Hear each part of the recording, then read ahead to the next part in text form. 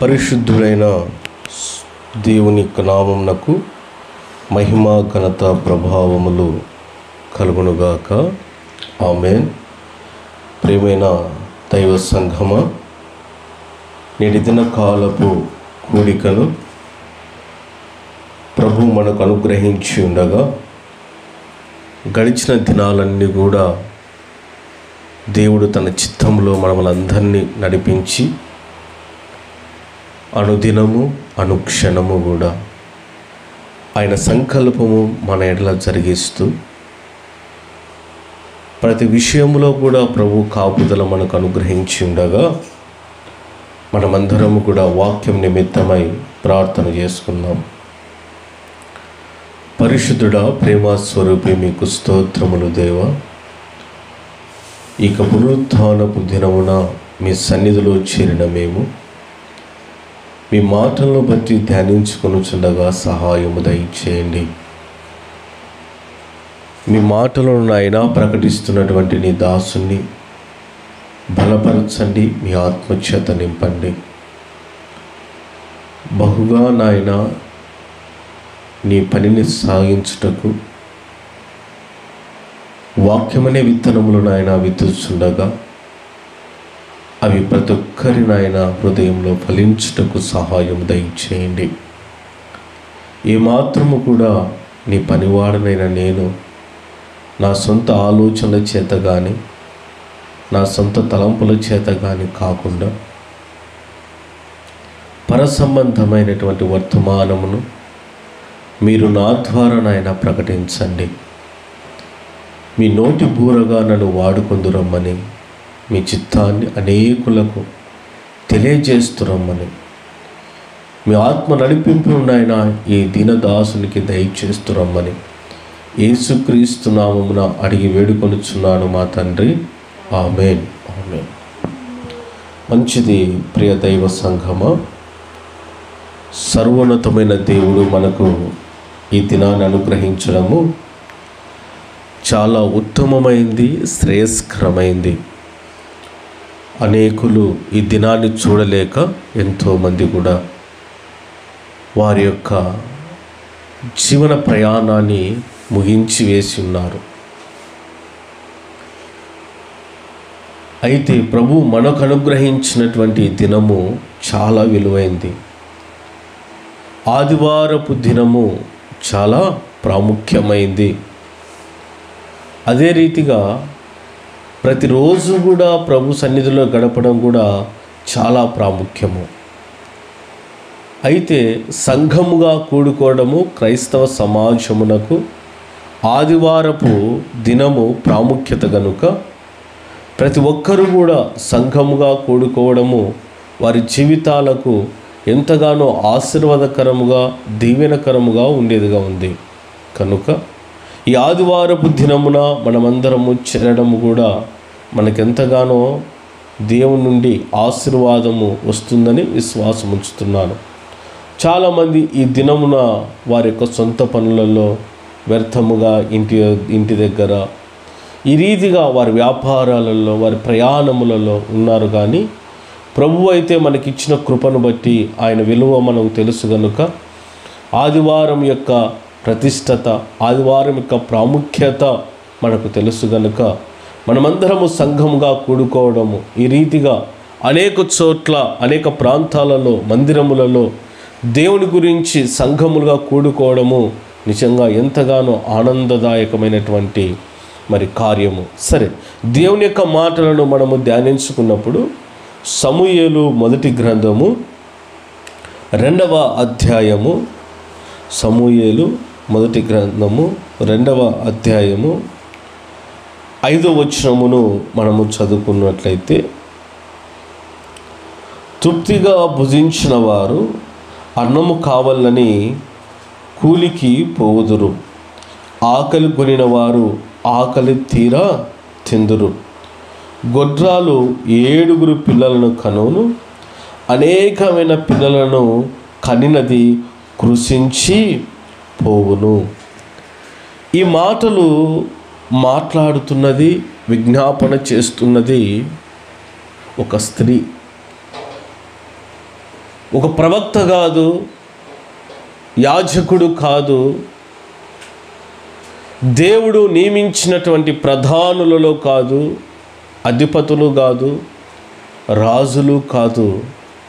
ఇక్కడ ఈ మాట మాట్లాడుతున్నది ఒక స్త్రీ పలుకుతూ ఉంది. ఆమె మాట్లాడుతున్న మాటలు నిజముగా ఈ 2వ అధ్యాయమునంతా కూడా చదవండి తరువాత మీకెంతగానో ఓదార్పు, హృదయానికి సమాధానము, దేవుని యందు విశ్వాసము మరింతగా పెంపుదలవుతుంది. ఈ 2వ అధ్యాయము. ఈ 2వ అధ్యాయములో ఆ స్త్రీ పలికిన మాటలను మనము గమనించినప్పుడు ఈ ప్రత్యేకంగా ఇక 5వ వచనం గురించి వివరించాలి అని ఆశపడుతూ ఉన్నాను. ఆమె పేరు హన్నా. ఏం పేరు? హన్నా. హన్నా చేస్తున్నటువంటి విజ్ఞాపన, ఇది విజ్ఞాపన మాదిరిగా లేదు. నేను చదువుతూ ఉన్నప్పుడు ఈ 2వ అధ్యాయమును ఆ మొదటి వచనంలో చూస్తే అంటాడు, హన్నా విజ్ఞాపన చేసి ఇలాగనెను అని ఉంది. ఇది విజ్ఞాపనగా లేదు. హన్నా మరి మాటలు చెబుతూ ఉన్నప్పుడు ఇదొక సువార్త మాదిరిగా, దేవుని గురించినటువంటి సాక్ష్యముగా, దేవుని యొక్క గొప్పతనం గురించి వివరించినట్లు ఈ 2వ అధ్యాయములో చదువుతూ ఉన్నప్పుడు నిజముగా మనసుకు, హృదయానికి ఎంతగానో ఓదార్పు, సమాధానము, దేవుని మీద విశ్వాసము మరింత ఎక్కువగా అధికమవుతుంది ఒక 2వ అధ్యాయములో. ఆమె పలికిన మాటలు చూస్తే దేవుని సన్నిధిలో నలిగిన వారు, విరిగిన వారు, దేవుని యందు విశ్వాసము కలిగిన వారు, నిజముగా దేవుని యందు ఆసక్తి కలిగిన వారు, నిజముగా దేవుని యందు విశ్వాసముగా జీవిస్తున్న వారి యొక్క మాటలు ఏ రీతిగా ఉంటాయో హన్నా పలికిన మాటలు చూస్తే నిజముగా చాలా ఆశ్చర్యం వేస్తూ ఉంది. ఆమె చేసినటువంటి ఈ యొక్క మాటలు నాకు ఒక సువార్త మాదిరిగా, దేవుని గురించి ఒక గొప్పతనమును,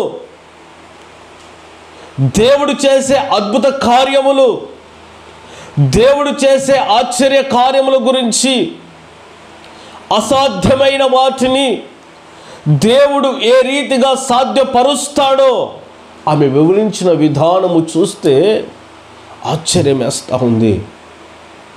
ఈమె ప్రవక్తి కాదు, యాజకురాలు కాదు, లేకుంటే ఒక ప్రవక్త యొక్క భార్య కాదు, ఒక సామాన్యురాలైనటువంటి ఈమె ఈ మాటలు పలుకుతూ ఉన్నప్పుడు చదవండి తర్వాత మీరు ఎంతో గొప్ప ఆదరణ కలుగుతుంది. నేటి కాలపు స్త్రీలు అనేకులు ఈమెను చూసి నేర్చుకోవలసింది చాలా ఉంది. ఆమె పలికిన మాటలలో ఈ 5వ వచనాన్ని చూస్తే సెలవిస్తూ ఉన్నది, మాట్లాడుతూ ఉన్నది, తృప్తిగా భుజించిన వారు అన్నము కావాలనని ఏం చేస్తారంట? కూలికి పోదురు. ఆకలి కొనిన వారు ఆకలి తీరా తిందురు. గొడ్రాలు 7 పిల్లలను కనును, అనేకమైన పిల్లలు కనినది కృషించి పోవును. తన జీవితము గురించి తను తెలియజేస్తూ,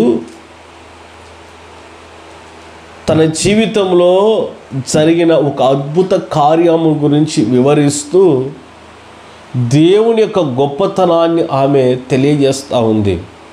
గొడ్రాలు ఏం చేస్తుందంట? 7 పిల్లలను కనును. ఏం చేస్తుంది? 7 పిల్లలను కనును. ఎవరు? గొడ్రాలు. గొడ్రాలు అనగా గర్భము మూయబడినది. గమనించండి. పిల్లల చేత తల్లి అనే పిలుపునకు ఏమాత్రము కూడా అర్హత కోల్పోయినది గొడ్రాలు. మానవులందరూ పెట్టిన పేరు, పిల్లలు లేనటువంటి స్త్రీకి పెట్టిన పేరు గొడ్రాలు. వివాహమయ్యి పిల్లలు కననప్పుడు, పిల్లలు కలగనప్పుడు ఆమెను గొడ్రాలు అని పిలిచేవారు. ఇది గొడ్రాలు అని పిలిచేవారు అంటే నిర్జీవమైనటువంటి గర్భము, ఫలింపలేనటువంటి గర్భము, ఆశీర్వాదము లేనటువంటి స్త్రీ, మోడుబారిపోయిన జీవితానికి సాదృశ్యము. అలాంటి జీవితాన్ని హన్న కలిగి ఉంది. మోడుబారిపోయిన జీవితము, ఆశీర్వాదము లేనటువంటి స్త్రీగా నిర్జీవమైన గర్భమును కలిగి ఆమె జీవిస్తూ ఉన్నదాన్ని గొడ్రాలు అని అంటారు. ఆ స్థితిలో హన్న ఉంది. ఆమె బాధ, ఆమె పరిస్థితి, ఆమె యొక్క జీవితాన్ని చూసినప్పుడు ఈరోజు అనేకులు కూడా పిల్లలు లేక, వివాహమైన పిల్లలు లేక, వారి జీవితంలో సంతోషము లేక, ఇంట్లో ఉన్న వారితో మాటలు, వీధిలో వారితో మాటలు, బంధువులతో మాటలు పడుతూ వేదనకు గురవుతూ ఆ కనని గర్భమును కలిగి ఎంతగానో వారు ఆవేదనలో కృంగిపోయేవారు చాలామంది ఉన్నారు. అలాంటి స్థితిలోనే హన్నా కూడా ఉంది. వివాహమైంది కానీ పిల్లలు లేరు. భర్త చాలా మంచివాడు, చాలా బాగా ప్రేమిస్తూ ఉన్నాడు హన్నాను, దూషించేవాడు కాదు. అన్నాను చాలా ప్రేమగా చూసుకునేవాడు. అయితే ఆమెకు పిల్లలు లేరు. పిల్లలు లేనటువంటి స్థితి హన్న కలిగి ఉంది. అప్పుడు తన భర్త ఏం చేశాడంటే ఇంకొక వివాహం చేసుకున్నాడు. చేసుకున్నప్పుడు ఆమెకు పిల్లలు కలిగారు. ఈమె అనుకుంది, నా భర్త ఇంకొక వివాహం చేసుకుంటే ఆమెకైనా పిల్లలు కలిగితే ఆ పిల్లలు కూడా నా పిల్లలే అని నేను చూసుకుంటాను, చాలా చక్కగా వారిని ప్రేమగా ఆప్యాయతగా వారిని నేను చాలా చక్కగా పెంచుకుంటాను అని అనుకుంది. అయితే తన ఆలోచన విధానం అంతా కూడా వేరైపోయింది. వివాహం చేసుకున్నాడు, ఆమెకు పిల్లలు కలిగారు. అయితే తన భర్త చేసుకున్నటువంటి ఈమెకు వైరిగా మారిపోయింది. వైరి అంటే శత్రువుగా మారిపోయింది. ఏదో ఆమెకు పిల్లలు పుడితే చాలా సంతోషంగా ఉండొచ్చు, నాకు పిల్లలు లేరు కాబట్టి ఆ పిల్లలే నా పిల్లలు అనుకొని కుటుంబంలో ఆనందం ఉంటుంది, నేను కూడా ఆ బాధను మరిచిపోవచ్చు, పిల్లలు లేనటువంటి బాధను మరిచిపోవచ్చు అని అనుకుంది. కానీ అక్కడ ఎప్పుడైతే ఈమెకు పిల్లలు కలగలేదో, తన భర్త చేసుకున్నటువంటి ఆమెకు పిల్లలు కలిగారో, అప్పుడే ఈమెకు మరింతగా వేదనకు గురైపోయింది.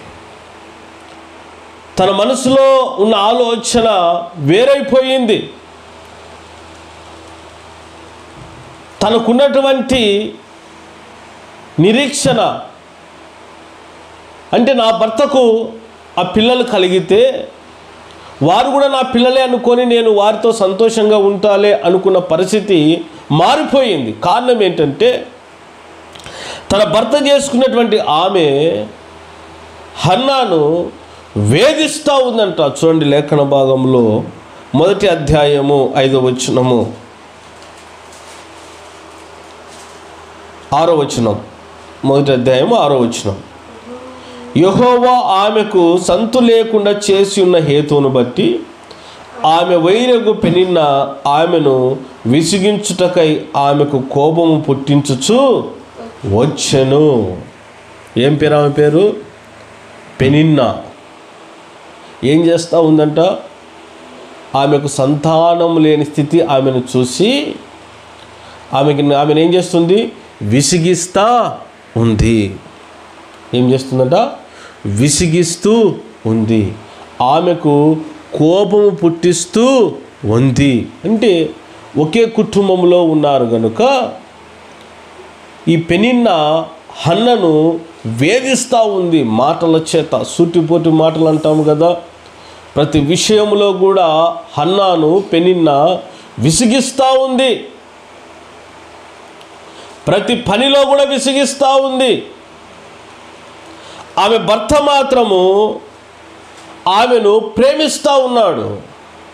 ఆయన పేరు ఎల్కానా.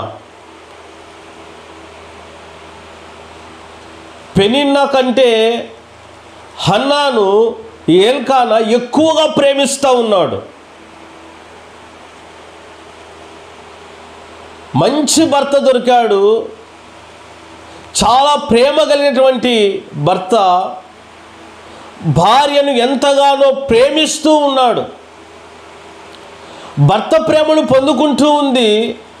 అత్యధికమైన ప్రేమ భార్య మీద చూపిస్తూ ఉన్నాడు. పిల్లలు లేనప్పటికీ ఎల్కానా ఆమెను ప్రేమిస్తూ ఉన్నాడు. నీకు పిల్లలు కలగలేదు అని ఆమెను దూషించలేదు, చిన్న చూపు చూడలేదు. హన్నాను అంతగా బాగా చూసుకుంటూ ఉన్నాడు ఆమెను ప్రతి విషయంలో కూడా. అది పెనిన్నా చూసి ఆమెలో ఒక వ్యసనము కలిగింది. నాకు పిల్లలున్నారు, నేను వారసుని ఇస్తున్నా, మరి నాకు పిల్లలు పుట్టి నేను వారసుని ఇస్తూ ఉంటే ఈయన ఏంటి ఆ పిల్లలు లేని దాన్ని ఎక్కువగా ప్రేమిస్తూ ఉన్నాడు, దాన్నే బాగా చూసుకుంటూ ఉన్నాడు. అది గొడ్రాలు కదా, దాంట్లో ఏముంది, దానికి పిల్లలు పుట్టరు కదా, మరి నాకంటే ఎక్కువగా ప్రేమగా చూస్తూ ఉన్నాడు, పిల్లల కంటే ఎక్కువగా ప్రేమగా చూసుకుంటూ ఉన్నాడు అని పెనిన్నా హృదయంలో వ్యసనము కలిగింది. ఎప్పుడైతే ఆమెలో వ్యసనము అసూయ కలిగిందో హన్నాను విసిగించడం మొదలుపెట్టేసింది. ప్రతి పనిలో విసిగిస్తూ ఉంది, అవమానపరుస్తూ ఉంది. ఆమెను ఏ రీతిగా మానసికంగా కృంగదీయాలో అన్ని విధాలుగా హన్నాను పెనిన్నా విసిగిస్తూ వేధిస్తూ ఉంది. ఈమెకు కోపం వస్తూ ఉంది, దుఃఖం వస్తూ ఉంది, వేదన వస్తూ ఉంది. పిల్లలు లేరనే బాధ కంటే పెనిన్నా చేస్తున్నటువంటి టార్చరు, అవి పెడుతున్నటువంటి బాధ భరించలేకుండా పోతూ ఉంది. చాలా బాధపడుతూ దుఃఖముతో ఉంటే అన్నం తినుకోకుండా ఏమాత్రం ఆమె ముఖంలో విచారము కలిగి సంతోషం లేక ఉంటే ఆమె భర్త వచ్చి హన్నాతో అంటున్నాడు, ఎందుకు నువ్వు విచారముగా ఉన్నావు, ఎందుకు నువ్వు దుఃఖంలో ఉన్నావు, పిల్లలు లేరనా, వారికంటే నేను నిన్ను ఎక్కువగా ప్రేమిస్తున్నాను కదా, నిన్ను ఎక్కువగా బాగా చూసుకుంటున్నాను కదా, వారందరికంటే శ్రేష్టమైన వాడిని కాన నేను, పిల్లలు లేకుంటే వాళ్ళే నేనున్నాను కదా, ఇంతగా ప్రేమగా ప్రేమించేవాడిని నేనున్నాను కదా, ఎందుకు నీకు ఇంకా బాధపడుతున్నావు అని భార్యను ఓదారుస్తూ ఉన్నాడు ఎల్కానా. ప్రియ సహోదరులారా, వినండి దేవుని యొక్క మాటలను. మీరు వాక్యములో విన్నప్పుడు ప్రభువు నీతోనే మాట్లాడుతూ ఉంటాడు. భార్య వేదనలో ఉన్నప్పుడు, బాధలో ఉన్నప్పుడు, కృంగిపోతున్నప్పుడు భర్తగా నీవు ఆమెను ప్రేమించేవాడుగా సమాధానముతో ఆమెను ఆనందింపజేసే విధముగా, ఓదార్చే విధముగా, వారి మీద ప్రేమను కనుపరిచే విధంగా నీవు నీ భార్యను, ఆమె మీద నువ్వు జాలి కలిగి ఉండాలి, దయ కలిగి ఉండాలి. చాలామంది సహోదరులు భార్యల మీద ప్రేమ చూపించేదానికంటే విసిగించడం ఎక్కువ, బాధ పెట్టడం ఎక్కువ, వారిని శ్రమ పెట్టడం ఎక్కువ. అయితే ఎల్కానా తన భార్యకున్నటువంటి ఆ పరిస్థితిని చూసి, ఆమె బాధపడుతున్న రీతిని చూసి ఆమెను ప్రేమిస్తూ ఓదార్స్తూ ఉన్నాడు. ఈరోజు నీ భార్య నువ్వు ఓదార్స్తూ ఉన్నావా? నీ భార్య నువ్వు ప్రేమిస్తూ ఉన్నావా? నీ జీవితానికి దేవుడిచ్చిన భాగస్వామిని ఏ రీతిగా నీవు చూసుకుంటున్నావు? దేవుడు జత చేసినటువంటి స్త్రీని నీకు ఇచ్చి ఉండగా నీవు ఏ రీతిగా ప్రేమిస్తూ ఉన్నావు నీ భార్యను? ఎల్కానా ఆమెను ఓదార్స్తున్న రీతిగా, ఆమె మీద చూపిస్తున్న ప్రేమను, ఆమె మీద కనుపరుస్తున్న జాలిని నీవు నీ భార్య మీద కలిగి ఉండాలి. ఈ రీతిగా ఆమె ఏడుస్తూ బాధపడుతూ రోధిస్తూ ఉన్నప్పుడు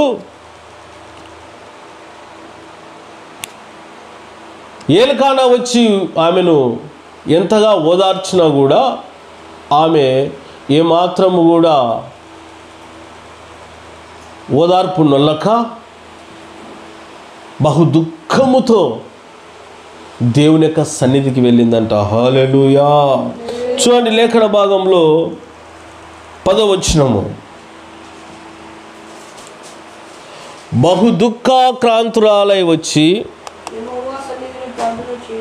యెహోవా సన్నిధిని ప్రార్థన చేయుచు బహుగా ఏడ్చుచు. యెహోవా సన్నిధిని ఏం చేస్తూ ఉందంట? యెహోవా సన్నిధిని ఏం చేస్తూ ఉందంట? ప్రార్థన చేయుచు బహుగా ఏడ్చుచు దేవుని యొక్క సన్నిధిలోనికి ఆమె వచ్చినట్లు లేఖన భాగంలో మనము చూస్తూ ఉన్నాం. దేవుని యొక్క సన్నిధిలోనికి బహుగా ఏడ్చుచూ వచ్చిందంట. చాలా దుఃఖముతో ఆమె దేవుని సన్నిధానములో ఏడుస్తూ ఉంది, దేవునికి ప్రార్థిస్తూ ఉంది.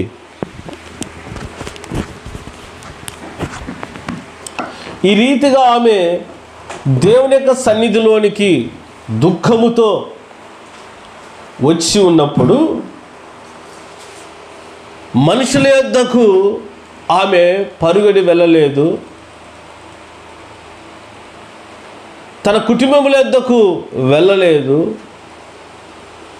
తన స్నేహితులతో ఈ దుఃఖమునంతా కూడా తెలియజేసుకోవడానికి, ఆమెకున్నటువంటి మనోవిచారమును వారితో పంచుకోవడానికి వెళ్ళలేదు. ఎవరి యొద్దకు వెళుతూ ఉందంటే దేవుని యొక్క సన్నిధిలోనికి వెళుతూ ఉంది. బహు దుఃఖాక్రాంతురాలై ఆమె ఏడుపునకు ఓదార్పునొల్లక ఆ బాధతో వేదనతో దేవుని యొక్క సన్నిధిలోనికి వచ్చి ఆమె చేస్తున్నటువంటి ప్రార్థన చూడండి. 11వ వచనములో, సైన్యములకు అధిపతియగు యెహోవా, నీ సేవకురాలైన నాకు కలిగి ఉన్న శ్రమను చూచి నీ సేవకురాలైన నన్ను మరొక జ్ఞాపకము చేసుకొని నీ సేవకురాలైన నాకు మగపిల్లను దయచేసిన ఎడలా వాని తల మీదకి క్షౌరపు కత్తి ఎన్నిటికీ రానియక వాడు బ్రతుకు దినములన్నిటను నేను వారిని యెహోవానగు నీకు అప్పగింతునని మొక్కుబడి చేసుకొనెను.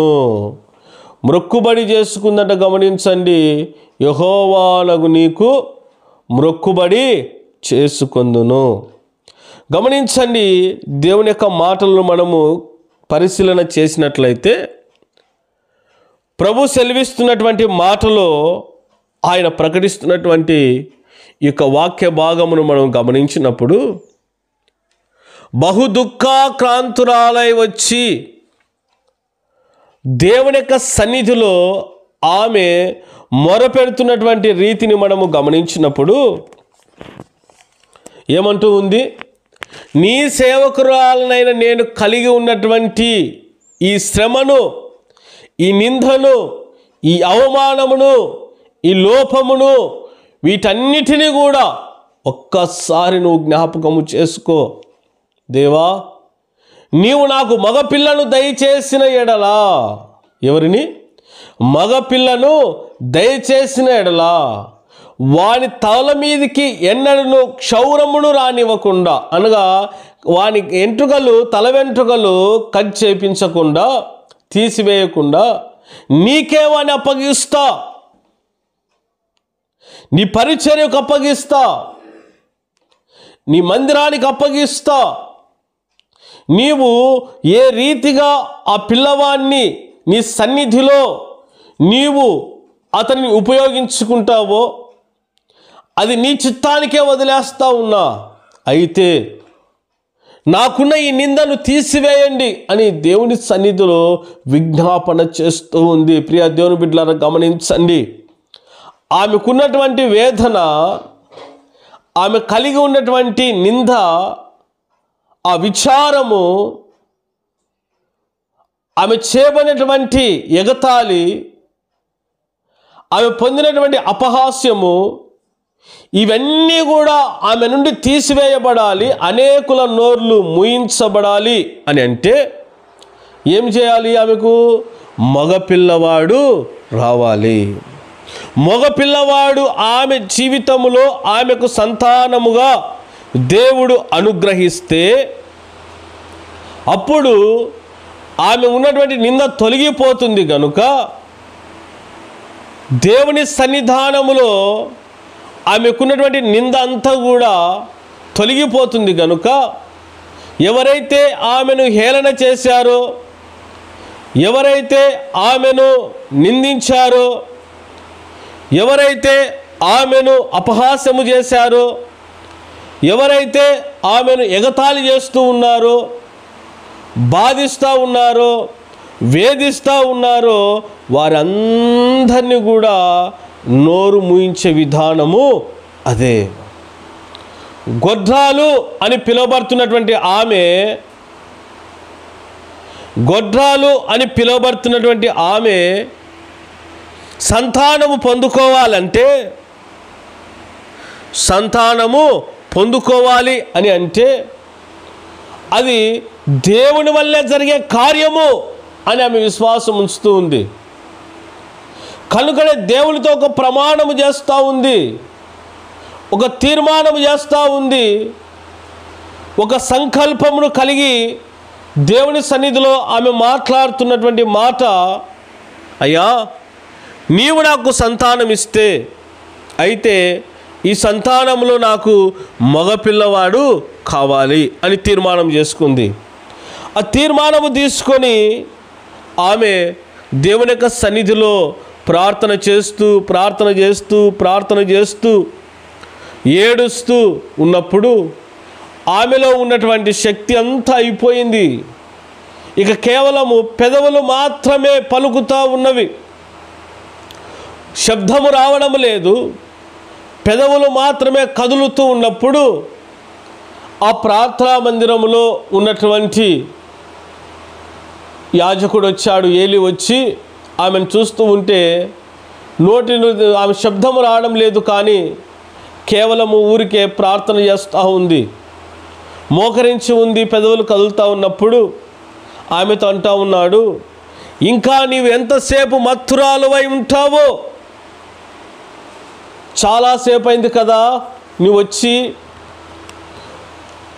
వచ్చి చాలాసేపు అయింది మోకరించి, నీవు ఇంకా ఎంతసేపు నీవు ఈ రీతిగా ఉన్నావు, పైకి లేవు అని యాజకుడు వచ్చి అంటూ ఉంటే ఆమె అంటూ ఉంది, అయ్యా నేను ద్రాక్షారసమునైనను మద్యమునైనను నేను సేవించలేదయ్యా. నాకున్నటువంటి వేదన, నాకున్నటువంటి బాధ, నాకున్న కష్టము, నేను అందరి చేత పడుతున్నటువంటి అవమానము, దాన్నంతటిని కూడా నా దేవునికి నేను తెలియజేసుకుంటున్నానయ్యా అని ఆమె ఆ యాజకునితో మాట్లాడుతూ అంటున్న మాట చూడండి 15వ వచనంలో. హన్న, అది కాదు నా ఏలినవాడా, నేను మనోదుఃఖము గలదాన్నై ఉన్నాను. నేను ద్రాక్షారసమునైనను మద్యమునైనను పానమును చేయలేదు, కానీ నా ఆత్మను యెహోవా సన్నిధిని కుమ్మరించుకొనుచున్నాను. ఏం చెప్తున్నది ఆమె? ఏం చెప్తున్నది? నా ఆత్మను యెహోవా సన్నిధిలో కుమ్మరించుకొనుచున్నాను. దేవుని సన్నిధిలోనికి నేను కలిగి ఉన్నటువంటి మనోవేదన దానంతటినీ కూడా నా దేవునికి నేను తెలియజేస్తున్నాను అని ఆమె ఆ యొక్క యాజకునితో ఏలీతో అన్నప్పుడు ఆ యొక్క ఏలి అంటూ ఉన్నాడు 17వ వచనంలో. అంతటా ఏలి, నీవు క్షేమముగా వెళ్ళుము, ఇజ్రాయేలు దేవునితో నీవు చేసుకున్న మనవిని ఆయన దయచేయునుగాక అని ఆమెతో చెప్పగా, అప్పుడు ఏలి అంటున్నాడు, ఆమె మాటలు, ఆమె సమాధానం విన్నటువంటి ఏలి ఆమెతో అంటున్న మాట, నీవు క్షేమముగా వెళ్ళుము, ఇజ్రాయేలు దేవునితో నీవు చేసుకొనిన మనవి ఆయన దయచేయునుగాక అని ఆమెతో చెప్పగా, ఏలి ఆమెతో చెప్తున్న మాట, ఇజ్రాయేలు దేవుడు నీకు నీ మనవికి ఏమడిగావో, ఏమైతే నువ్వు దేవుని సన్నిధిలో అడిగావో దానిని దేవుడు దయచేయునుగాక అని ఆమె చేసిన ప్రార్థనను ఏలి బలపరుస్తూ ఉన్నాడు. హల్లెలూయా. దైవ సేవకుడు సంఘములో విశ్వాసులతో అనవలసినటువంటి మాట, దేవుడు మీరు చేసిన ప్రార్థనకు సమాధానము దయచేశాడు అనవలసినటువంటి మాట. నీవు సంఘములో కూడినప్పుడు, దేవుని మందిరంలో వచ్చినప్పుడు నీవు చేయవలసిన ప్రార్థన హన్నా వలె ఉండాలి. హన్నా చేస్తున్న ప్రార్థన బహు దుఃఖముతో చేస్తూ ఉంది, భారముతో. ఎంతమంది స్త్రీలు ఉన్నారండి ఇంత భారము కలిగి ప్రార్థన చేసేవారు? చాలామంది ప్రార్థన చేయడానికి బద్ధకము స్త్రీలకు. వ్యర్థమైన మాటలు మాట్లాడాలన్నా, వ్యర్థమైన పనులు చేయాలన్నా, వ్యర్థమైన వాటిని జరిగించాలన్నా ఆసక్తి ఉంటుంది, కానీ దేవుని సన్నిధికి మొరపెట్టుకుందాము, ప్రార్థించాము, దేవునికి మోకరించి ఆయన్ను స్తుతిద్దాము, దేవుడే నాకు ఆధారము అని విశ్వసించి ప్రార్థించే స్త్రీలు చాలామంది కూడా తక్కువైపోతూ ఉన్నారు నేటి కాలంలో. లోక సంబంధమైనటువంటి ఆలోచనలు, లోక సంబంధమైన తలంపులలో పడిపోయి దేవుడంటే లెక్క లేకుండా, దేవుడంటే ఏమాత్రం కూడా విశ్వాసం లేని బ్రతుకు ఈరోజు అనేకులు జీవిస్తూ ఉన్నారు. హన్నా అయితే భారము కలిగి, నా దేవుడు తప్ప నాకెవరు ఆశీర్వదించలేరు, నా దేవుడు తప్ప ఎవరు నాకు సమాధానం ఇవ్వలేరు, నా దేవుడు తప్ప నాకు సంతానం ఇచ్చేవారు ఈ భూమి ఎందంతటా ఎవరు లేరు, ఏ దేవుడు లేడు అని దేవుని గురించి సాక్ష్యమిస్తూ ప్రార్థన చేస్తూ ఉంది. అయ్యా నీవే నాకు ఆధారమని. ప్రియ సహోదరి, ఈరోజు నువ్వు ఇలాంటి మనస్సు కలిగి ఉన్నావా? దేవుని మీద ఆధారపడే మనస్సు నీకుందా? లేక దేవుడంటే లెక్క లేకుండా, ప్రార్థన అంటే ఏమాత్రం కూడా విలువలేని జీవితాన్ని నీవు జీవిస్తూ ఉన్నావా? ఎప్పుడైతే నువ్వు దేవునికి విలువ ఇవ్వవో, ఎప్పుడైతే నువ్వు దేవుని సన్నిధికి విలువ ఇవ్వవో అంటే నీవు చెడు మార్గములో ఉన్నావని, నీ మార్గము తప్పిపోయిందని, దేవుని సన్నిధానములో, దేవుని మార్గములో నడవలసిన నీవు, నీ ఆలోచన ఎప్పుడైతే దేవుని నుండి ప్రక్కకు తొలగిపోతుందో అప్పుడు నీవు దేవునికి ప్రార్థించాలన్న మనస్సు ఉండదు, దేవునికి మొరపెట్టాలన్న ఆలోచన ఉండదు. దేవుని స్తుతించాలన్నటువంటి ఆశ ఉండదు. నీ ప్రతి విషయాన్ని, ప్రతి సమస్యను దేవునికి తెలియజేద్దాము అన్నటువంటి నిరీక్షణ నీకు ఉండదు. హన్నాకున్న నిరీక్షణ నీకు కలిగి ఉండాలి. వాక్యం వింటున్న నీవు హన్నా ఎలాగునైతే భారము కలిగి దేవుని సన్నిధానంలోకి వచ్చి ప్రార్థిస్తూ ఉందో విశ్వాసముతో, ఆ విశ్వాసము కలిగినటువంటి ప్రార్థన నీకు ఉండాలి. ప్రార్థన జీవితం నీకు ఉండాలి. ఎంతసేపు నీవు ఇతరుల మాటలు విని, లోక సంబంధమైన మాటలు విని, లోక సంబంధమైన వాటిని చూస్తూ నీ ఆలోచనలు, నీ మార్గము ఎప్పుడైతే దారి తప్పిపోతున్నదేమో ఒక్కసారి నీ జీవితాన్ని నువ్వు పరీక్షణ చేసుకో. నీ విశ్వాస జీవితం ఏ రీతిగా నడుస్తున్నదో ఒక్కసారి నువ్వు పరీక్షణ చేసుకో. నీ తలంపులు ఏ రీతిగా ఉన్నాయో ఒక్కసారి ఆలోచన చేసుకో. దేవుని సన్నిధి అంటే నీ హృదయములో భయము, నీ జీవితంలో విశ్వాసము కలిగి ఉన్నప్పుడే నీవు ఆశీర్వదించబడతావు.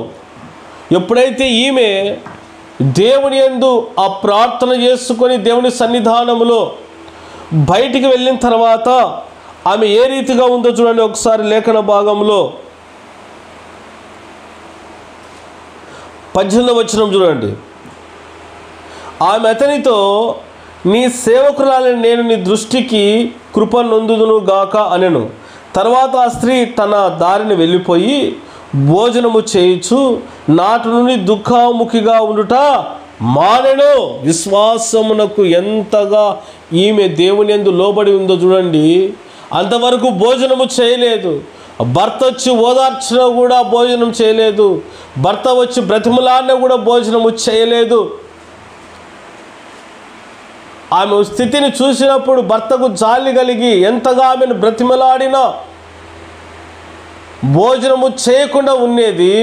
ఎప్పుడైతే దేవుని సన్నిధికి వచ్చి ప్రార్థించి దేవుని సన్నిధిలో మొరపెట్టినప్పుడు ఆమె హృదయానికి ఒక సమాధానము దొరికింది. హల్లెలూయా. అక్కడి నుంచి వెళ్ళిన నాటి నుంచి భోజనము చేస్తుంది. ఇక నాకు పిల్లలు లేరే అన్నటువంటి దిగులు విడిచిపెట్టింది. అదే కదా లేఖన భాగంలో అంటున్నాడు, నాటి నుండి దుఃఖాముఖిగా ఉండుట మానెను. దేవుని సన్నిధిలో మొరపెట్టిన దినము నుంచి ఇక ఆమె ముఖములో మనోవిచారము లేదు, ఆమె హృదయములో దుఃఖము లేదు, ఆమె కళ్ళలో కన్నీరు కనిపించడం లేదు, ఆమె మాటలలో దిగులు కనిపించడం లేదు. చాలా ఉత్సాహంగా ఉంది, చాలా యాక్టివ్గా ఉంది, చాలా సంతోషంగా ఉంది. తెలియని ఓదార్పును పొందుకుంది. దేవుని ద్వారా పొందుకున్న సమాధానముతో సంతోషముగా జీవిస్తూ ఉంది. చూసిన వారందరికీ అర్థం కావడం లేదు. ఇంటిలో ఉన్న తన వైరి అగు పెనిన్నా హన్నాను చూస్తే ఆశ్చర్యమైపోతూ ఉంది. ఏంటిది? ఎంత విసిగించినా సంతోషంగా ఉంది, ఎంత విసిగించినా కూడా ఆనందంగా ఉంది, భోజనం చేస్తూ ఉంది, అన్ని విధాలా బాగుంది, ఏమైంది దీనికి అని పెనిన్నా తన మనసులో తను కృంగిపోవడం మొదలుపెట్టేసింది. హల్లెలూయా. పెనిన్నా హన్నాను విసిగించి హన్నాను వేదనకు గురి చేసేది. అయితే హన్నా కలిగి ఉన్న సంతోషాన్ని చూసి పెనిన్నా దిగులుపోతూ ఉంది, ఆవేదనకు గురైపోతూ ఉంది. ఇదేంటిది ఇంత సంతోషంగా ఉంది, ఏం అర్థం కావడం లేదే అన్న విషయంలో. అయితే హన్నా గమనించండి, దేవుని యందు విశ్వాసం ఉంచిన ప్రకారము ఆమెకు నా దేవుడు నాకు ఇస్తాడు, పిల్లలు ఆయన నాకు ఇస్తాడు అని విశ్వాసముతో ఉంది కనుక ఆమెలో మనోవిచారము లేదు, దుఃఖము లేదు. దేవుని సన్నిధిలో మొరపెట్టినప్పుడు నీవు ఆయన చేతులకు నువ్వు అప్పగించినప్పుడు, దేవునికి నువ్వు సమర్పణ చేసుకున్నప్పుడు, నీ సమస్యలన్నిటిని బట్టి, నీ ఆరోగ్యమును బట్టి, నీ పనులను బట్టి నీవు దేవునికి సమర్పణ చేసుకున్నప్పుడు ఆ విశ్వాసంలో నీవు అలాగే నిలిచి ఉండాలి. చాలామంది ప్రార్థిస్తారు కానీ తిరిగి ఆ సమస్యను బట్టే విచారముతో ఉంటారు. దేవుని సన్నిధానంలో తెలియజేస్తారు కానీ మరి ఆ విచారముతోనే దిగులుతో ఉంటారు. ఆ వచ్చిన సమస్య ఏదైనా సరే, అప్పుల సమస్యనా, అనారోగ్యమా, కుటుంబంలో కలహాల, ఇబ్బందుల ఏవైనా సరే ఆ వచ్చిన వాటిని బట్టి నువ్వు దేవుని సన్నిధిలో ప్రార్థించినప్పుడు వాటిని నువ్వు విడిచిపెట్టాలి. ఇక మళ్ళీ అదే మనసు కలిగి ఉండకూడదు. హన్నా చూడండి, ఇక పిల్లలు లేరు అన్న స్థితిని మర్చిపోయి సంతోషంగా ఉంది. అప్పుడు దేవుడు ఆమెను దర్శించినప్పుడు ఆమెకు దేవుడు గర్భమును తెరిచాడంట. హల్లెలూయా. 19వ వచనం చివరిలో చూడండి, యెహోవా ఆమెను జ్ఞాపకము చేసుకొనెను గనుక 20వ వచనంలో హన్నా గర్భము ధరించి దినములు నిండినప్పుడు ఒక కుమారుని కని. గొప్ప కార్యము, గొప్ప కార్యము, బలమైన కార్యము, అసాధ్యమైన కార్యాన్ని దేవుడు హన్నా జీవితంలో చేశాడు. హల్లెలూయా.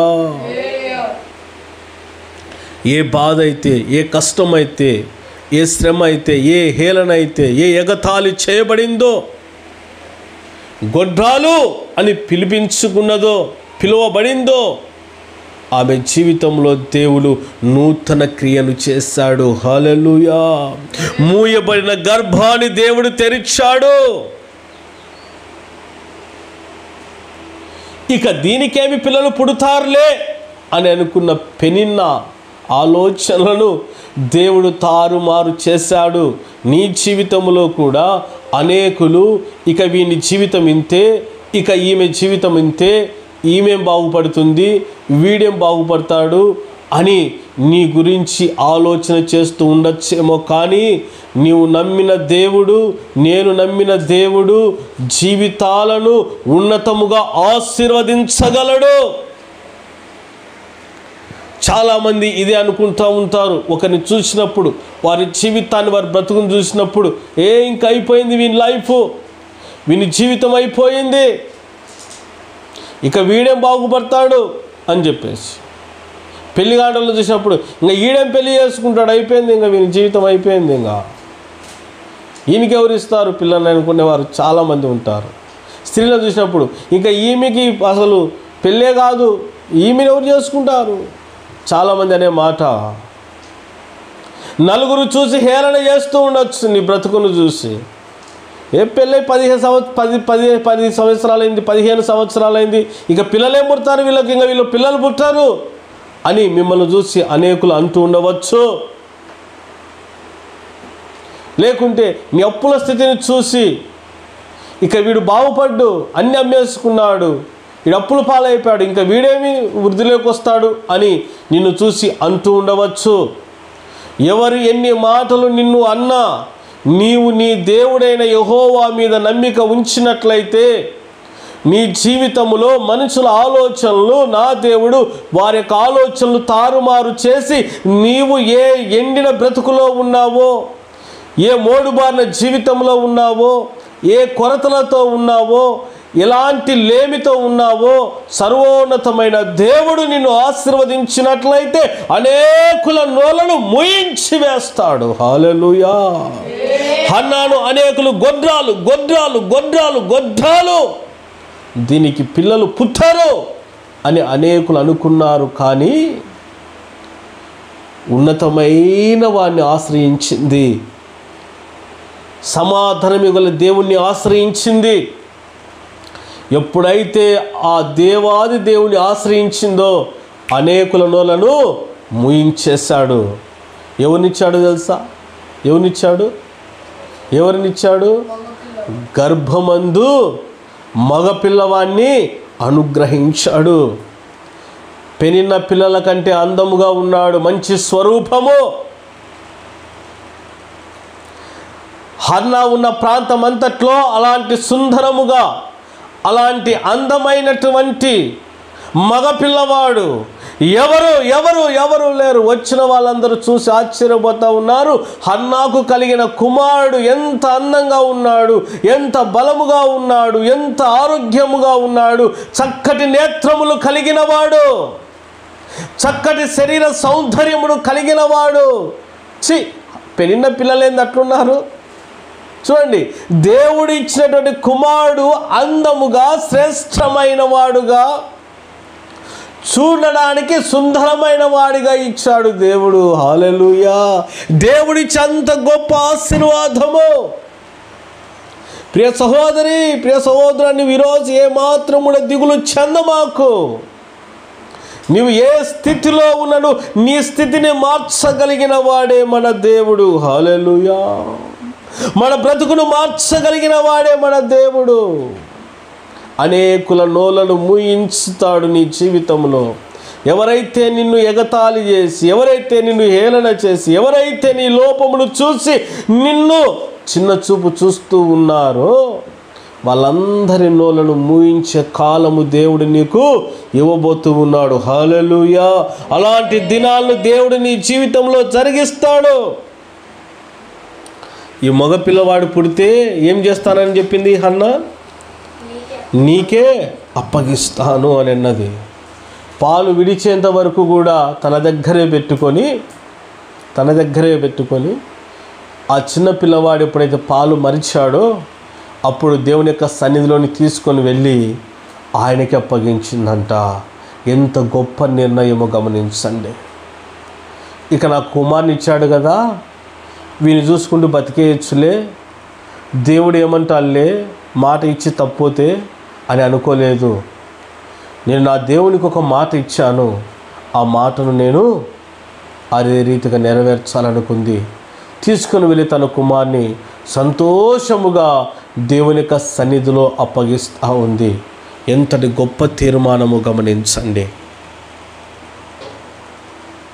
వాక్యం ఇచ్చినటువంటి ప్రియ దైవ సంఘమా, నీవు దేవుని యందు ఎన్నో తీర్మానాలు తీసుకొని నేటి కాలంలో మర్చిపోయి ఉన్నావు. ఎన్నో తీర్మానాలు తీసుకున్నావు నువ్వు అవసరానికి తగినట్లుగా. ప్రభువా, నా జీవితంలో ఈ కార్యం చేస్తే ఇదిగో నేను ఈ రీతిగా బ్రతుకుతాను. ప్రభువా, నువ్వు నా జీవితంలో ఈ కార్యం చేస్తే ఇదిగో నీకు ఇంత కానుకగా సమర్పించుకుంటాను. ప్రభువా, నువ్వు నా జీవితంలో ఈ కార్యం చేస్తే సంఘానికి నేను ఇది ఇస్తాను, అది ఇస్తాను. నీ మనసులో ఎన్నో ఎన్నో ఎన్నో తీర్మానాలు చేసుకొని ఆ పని జరిగిన తర్వాత నువ్వు మర్చిపోయావు. అందుకే నేడు నీ బ్రతుకు తిరిగి అదే స్థానంలో ఉంది.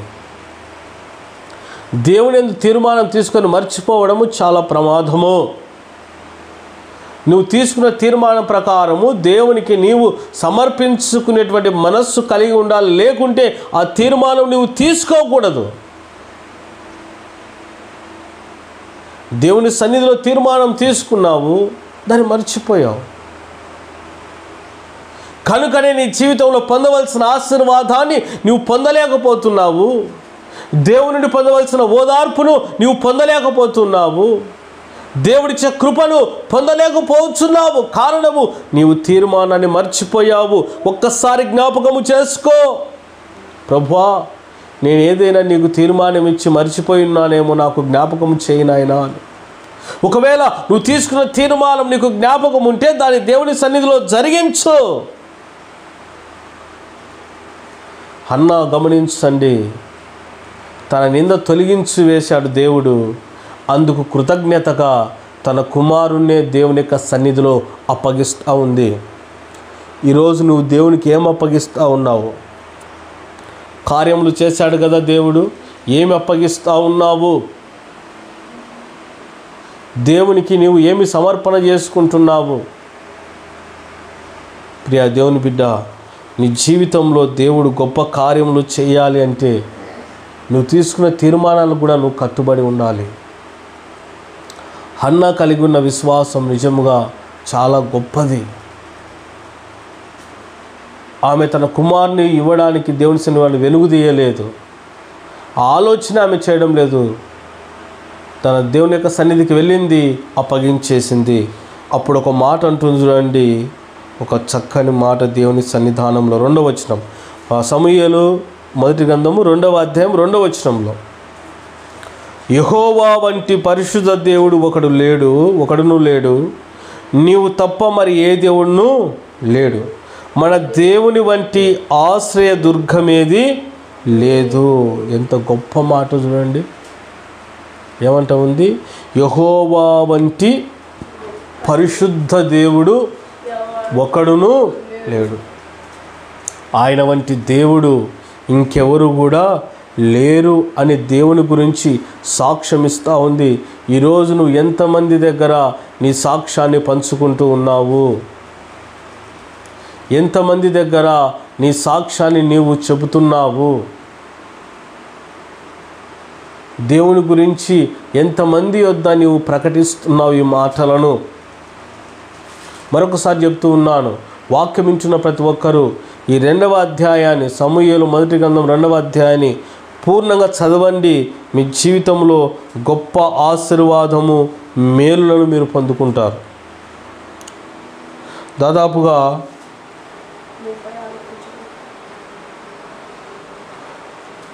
10వ వచనం వరకు చదువుకోనండి. ప్రతిరోజు ఉదయం లేవగానే ఈ యొక్క 1 నుంచి 10 వచనాలు చదువుతూ ఉండండి. దేవుడు మీ జీవితంలో గొప్ప విశ్వాసమును మీలో ఆయన మరింతగా బలపరుస్తాడు. యెహోవా వంటి పరిశుద్ధ దేవుడు ఒకడును లేడు అంటూ ఉన్నది. నీవు తప్ప మరి ఏ దేవుడు లేడు. ఎంత విశ్వాసం అండి! ఎందుకంటే తనకు తెలుసు దేవుని యొక్క మహిమ ఏంటో తను పొందుకుంది. దేవుని వంటి గొప్ప కార్యం ఆయన తన జీవితంలో ఏమి జరిగించాడో దాన్ని ఆమె గ్రహించింది, విశ్వాసం ఉంచింది. తనకు పిల్లలు లేనప్పుడు తను పడిన బాధ, వేదన, ఆ దుఃఖము, ఆ అవమానము అంతటిని కూడా తను ఎంతగా విలపించేదంటే, తను అవమానం పొందిన ప్రతిసారి అంతగా ఏడ్చేది. అలాంటి ఏడుపును దేవుడు సంతోషానికి మార్చాడు. హల్లెలూయా. పెనిన కంటే మంచి సౌందర్యము కలిగిన కుమారుణ్ణి, తేజస్సు కలిగిన కుమారుణ్ణి హన్నాకి ఇచ్చినప్పుడు హన్నా పలుకుతున్న మాట, నిజంగా దేవుడు తప్ప ఇంకొక దేవుడు లేడు, యెహోవా దేవుడు తప్ప ఇంకొక దేవుడు లేడు అంటుంది. మన దేవుని వంటి ఆశ్రయ దుర్గం ఏదియూ లేదు. నిజ దేవుని యొక్క ఆశ్రయము మనకు అంత క్షేమకరంగా ఉంటుందని హన్నా తెలియజేస్తూ ఉంది.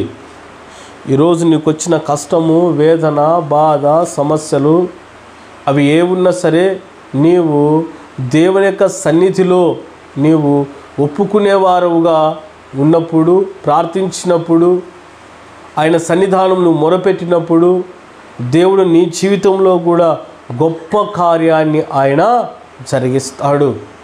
హన్నా కలిగి ఉన్న విశ్వాసము, ప్రియమైనటువంటి దైవ సంఘమా, మనమందరము కూడా కలిగి ఉండాలి.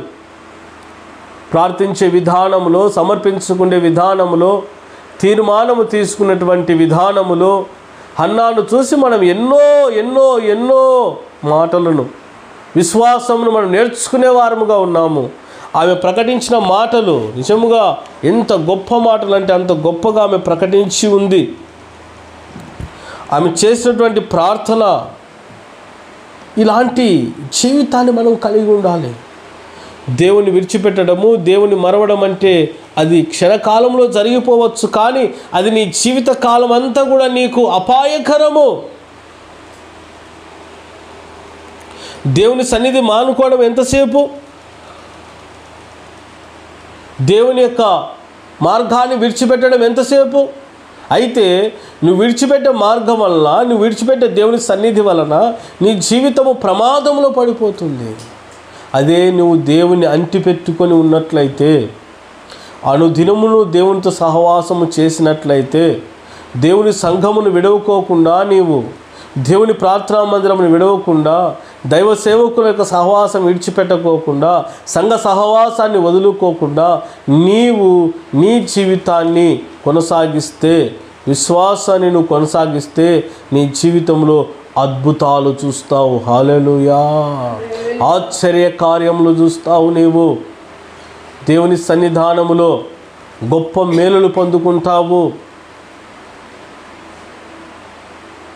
హన్నా కలిగి ఉన్నటువంటి విశ్వాసము, హన్నా కలిగి ఉన్నటువంటి తీర్మానం, హన్నా కలిగి ఉన్నటువంటి సమర్పణ నీవు, నేను, మనమందరము కూడా కలిగి ఉండాలని వాక్య భాగం సెలవిస్తుండగా, ప్రియటువంటి దేవుని బిడ్డలారా, మనం ఎల్లప్పుడూ కూడా దేవుని యొక్క సన్నిధానంలో విశ్వాసము కలిగి నిరీక్షణ కలిగి ప్రభు సన్నిధానంలో మనము జీవించాలి. ఈరోజు నీవు బాధపడమాకు, చింతించమాకు, వేదన పడమాకు. నీవు కలిగి ఉన్న ప్రతిదీ కూడా అనుదినము దేవునికి తెలియజేస్తూ ఉండు. ప్రతి విషయంలో కూడా దేవుడు నీ జీవితంలో గొప్ప కార్యాన్ని జరిగిస్తాడు. దేవుడి యొక్క వాక్యమును ఆశీర్వదించునుగాక. ఆమేన్.